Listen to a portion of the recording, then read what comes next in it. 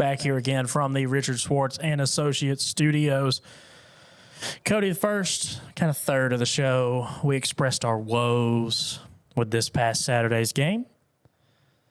The last third of the show, let's express our forthcoming woes for this Saturday's game.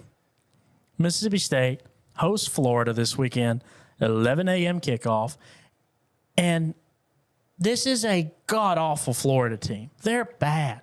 Billy Napier's an incompetent head coach. It's sad because they're not the worst SEC team. And they're still not the worst. They're still not the worst. If you would have told me before this season started that when Florida was coming into Starkville, Billy Napier was arguably going to already be fired, and I would have said, I told you so, one. Two, heck yeah, maybe Mississippi State can get an SEC win. Not going to be the case. Nope, not going to be the case. If Billy Napier lets DJ Lagway sniff the field on Saturday, it's over. It's ball game. Unfortunately, even if that doesn't happen, I still think it's over. Graham Mertz could beat this Mississippi State team, and that's saying something because Graham Mertz is a god-awful quarterback. I do not understand why the University of Florida lets the man wear 15. I don't know why the university lets him start. I don't either. I don't even think the board of trustees wants him to start. Stick to DJ Lagway. Be done with it. He's only one of the greatest quarterback prospects to ever come, on paper, that is, to ever commit to Florida. He's a grown man. I mean, have you seen this guy? He's got a cannon. He's got a cannon attached to his right shoulder. And then on top of that, he looks like a fullback playing quarterback. He's quick. He's quick. He's Florida, start the dude. Just start the man. Because after Saturday. Even if you don't start him, it's not going to matter. It's not going to matter. It's not. It's not. Because they have a competent offensive line. I think it would be better for them to start him Saturday so we can at least say State lost to a competent quarterback. That's true. That's true. Maybe the loss looks better if it's the DJ Lagway game. I mean, yeah, I think either way, you want DJ Lagway starting. I agree. If you're a Florida fan or a State fan. Or a State fan. Because then, no matter what, Mississippi State's going to lose this game. Yeah, then, if you're a fan in attendance, at least you can say, when DJ Lagway goes to the NFL, hey, I watched him dismantle a Mississippi State defense in his, second ever career start. Yeah, second career start, third game ever. Second game, actually, ever. I was going to say. Yeah, it's... Friends, unfortunately, I think this is going to be very ugly. But just like the rest of the season will. I'm going to address this camera as well. If you're a Mississippi State fan, I think I would start prepping for basketball season now. And this may be the most highly anticipated basketball season ever as a result. I'm not sure that's a good thing. I mean, it probably isn't because, again, God hates Mississippi State athletics. But, who knows? God knows they're not going to win. Does Mississippi State, and this is kind of what I wanted to ask, does Mississippi State beat UMass?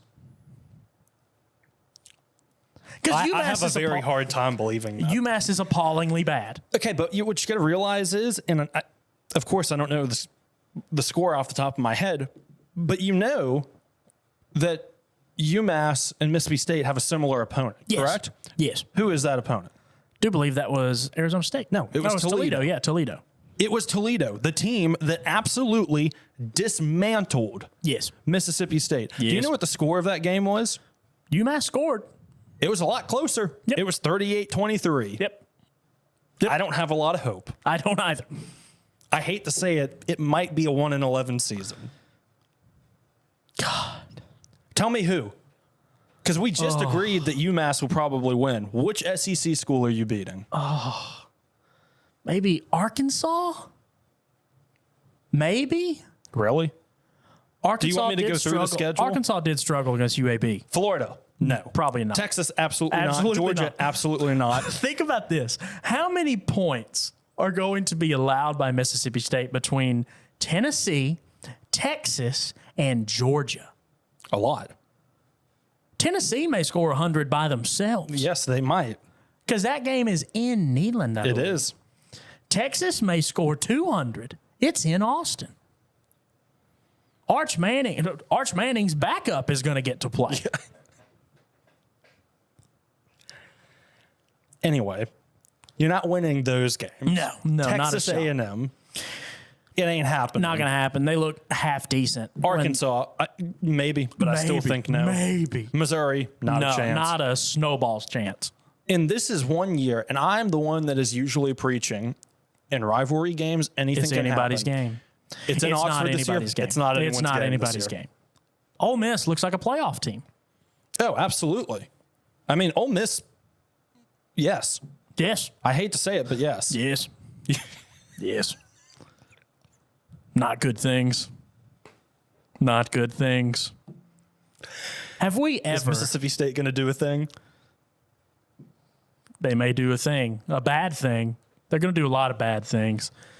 I just don't know where do you even go from here? Like, how do you just said go? basketball season. Well, yeah, but I'm talking about if you're Jeff Levy, where do you go from here? In an odd, it's odd because it does happen this way, but when you look at schools that have these really bad seasons, the first year of a head coach, it's how it goes. And I'm not saying every coach is going to be incredibly successful, but I mean, you look at successful guys, they start out like with 1 or 2 wins, and then you get that 4-win season, and then you're at 7, and the next thing you know, oh my God, they're double-digit win, something in the playoffs. So, and I'm not saying that's going to happen by any means, but we have a tendency, Mississippi State fans, Tanner, you and I included, to overestimate just a hair. No. And that's what happened once again. It is. But I will say, and I will give you credit because you usually nail it right on the head. The past 3 years we have done football together, you had the record correct every year. You're way off this year. I think I'm off. And I said 4-8. We both said 4-8. I'm usually generous. Yeah. I've hit the record on the head the last 3 seasons, and man. If there is any tiny, small crumb of a chance, how do they pull it out? You beat Arkansas and you beat Florida. I'm talking about Florida. Oh. Blake Shapen throws for 450 yards.